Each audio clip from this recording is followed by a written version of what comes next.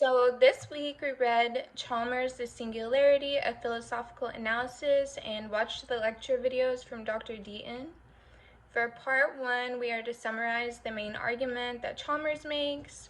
I said that his main argument was that if the brain were to be replicated, an artificial intelligence would be created. Without the flaws of humans present, a superintelligence would result.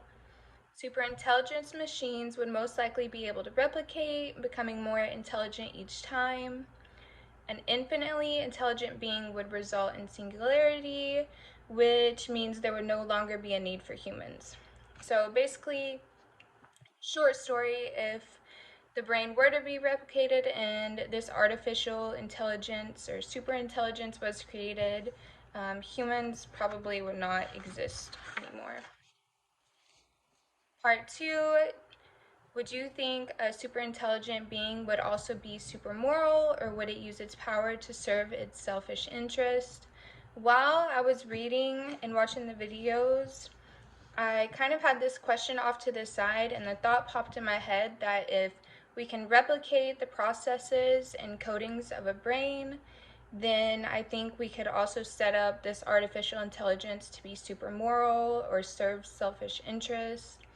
Also, I had the question if a brain was replicated and if we were able to replicate a brain, are we replicating a certain person's brain? I think if that were the case, then it depends on whose brain is being replicated. For part three, the question was, would you freeze your brain after death if you could transfer it to inorganic hardware? Would it be worth the time or money? And would you place any conditions on this? I said that I could see this being done by spouses or family members to keep a piece of a loved one. And I came to this idea based off the feminist care ethics, which states we are interdependent on relationships in our lives. Based off this, if it was like a mother or a wife losing a husband or a son or whatever, I do think that people would invest in this, even if it's not the person. I think having that peace would, like the peace of their person would help them function throughout their lives without him. I would not do this because I think one life is enough and I don't want to stay on earth any longer. I personally don't see a point in this for me. And there was also a point that was made that you don't know if you would be fully conscious. As far as we know, it's just a computer program.